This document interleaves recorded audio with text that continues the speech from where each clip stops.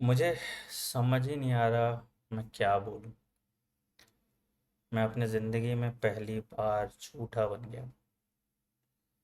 मैं पिछले 20 दिन से लोगों की काउंसलिंग कर रहा हूँ और मैंने अपने स्टूडेंट्स जो 630 प्लस स्कोर कर रहे थे उनसे वादा किया था कि मैं आपकी काउंसलिंग कराऊंगा और मैं इंश्योर करूंगा कि आपको एक गवर्नमेंट सीट मिल जाए ताकि आपकी सही तरीके से काउंसलिंग हो जाए। और मैंने उनसे भी वादा लिया था कि चाहे तुम्हें जहन्नुम में भी मेडिकल कॉलेज मिले तुम एडमिशन लो और तुम्हें मैं पढ़ाऊंगा एमबीबीएस में। और उन बच्चों ने पढ़ना भी स्टार्ट कर दिया था एनाटमी और फिजियोलॉजी। किस्मत का खेल देखिए या एनटीए की बेईमानी देखिए कि जो बच्चे जिनको मैंने सपने दिखाए मेडिकल कॉलेज की पढ़ाई भी शुरू करा दी वो अब मेडिकल कॉलेज नहीं जा पाएंगे। मेरा दिल पसीज जाता है यार, स्पेशली दो तरह के कैटेगरी के बच्चों के लिए, जो 630 से 645 स्कोर कर रहे थे और जो ऊपर की कैटेगरी में 720 में 720 ला रहे हैं।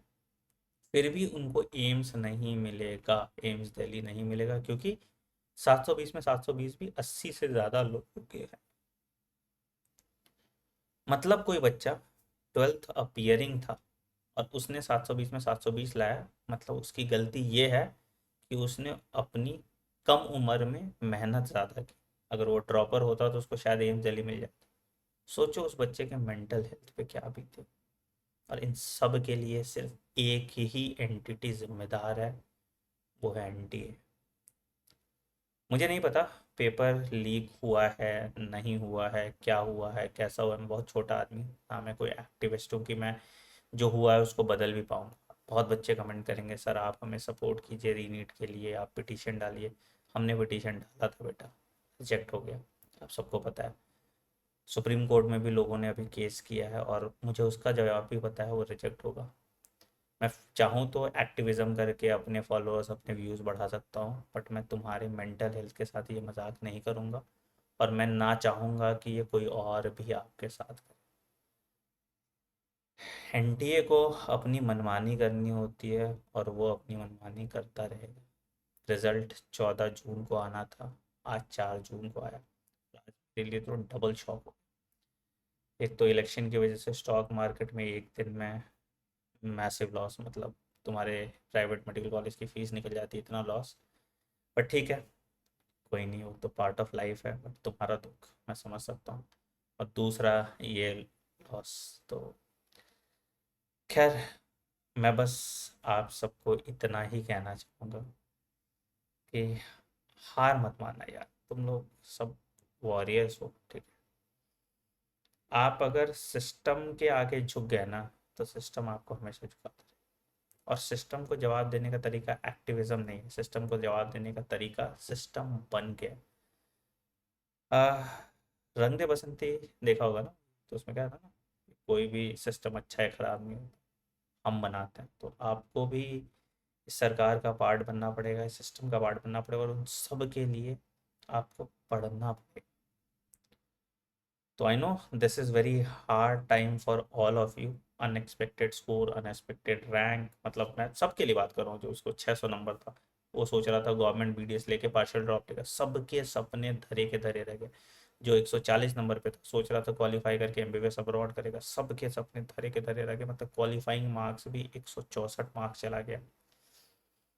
बट ये भी मैं आपकी लाचारी बता देता हूँ कि आप आज के डेट में इस पे कुछ नहीं कर सकते।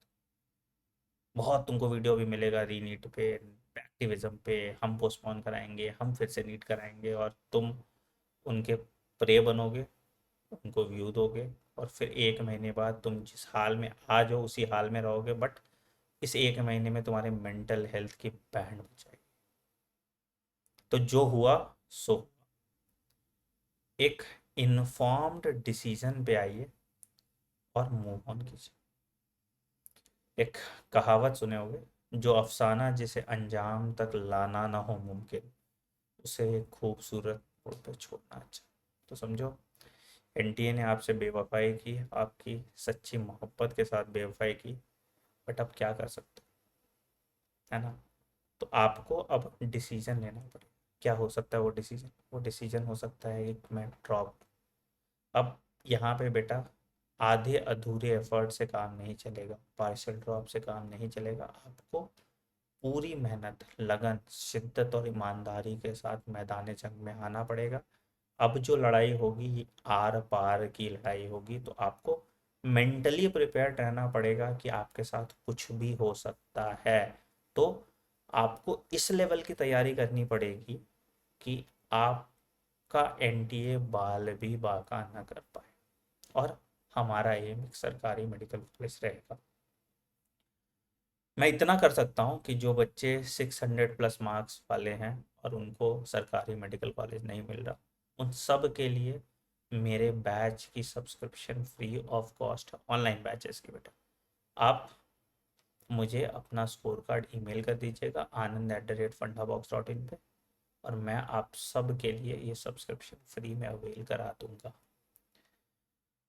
जो बच्चे एक सीरियस अटेम्प्ट देके ऑफलाइन मेरे साथ पढ़ना चाहते हैं, तो बेटा हमने एक रेसिडेंशियल गुरुकुल का कॉन्सेप्ट लॉन्च किया है, जहाँ पे हम हॉस्टल के साथ आपको उसी प्रेमाइस में कोचिंग देते हैं और आपके सेल्फ स्टडी को भी मॉनिटर करते हैं, डाउट सॉल्विंग, मतलब पूरा आपका लाइफस्टाइल और इकोसिस्टम हम ही मैनेज करते हैं। तो अगर आप हमारे साथ ऑफलाइन भी पढ़ना चाहते हैं तो नीचे एक हेल्पलाइन नंबर दिया होगा, आप उस हेल्पलाइन नंबर पर कॉल कीजिए।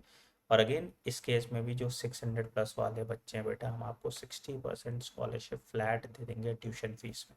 ठीक है, तो आप हमारे साथ जुड़ के वहाँ भी पढ़ सकते हैं। जो बच्चे हैं जिनके चौथे पांचवे अटेम्प्ट हो गए हैं और इस बार उनका सिलेक्शन नहीं हुआ, और अगर वो 600 से कम स्कोर कर रहे हैं, तो मैं उन सबको रेकमेंड करूँगा बेटा मूव ऑन करो ज़िंदगी में। बहुत टफ कंपटीशन होता जा रहा है, अपनी ज़िंदगी नीट के पीछे बर्बाद मत करो। कहते हैं ना, और भी दुख है ज़माने में मोहब्बत के सिवा, तो दूसरी मोहब्बत ढूंढिए, दूसरा पैशन ढूंढिए और उसमें जी जान लगा के अपना 100% दीजिए। On that note I am ending this video.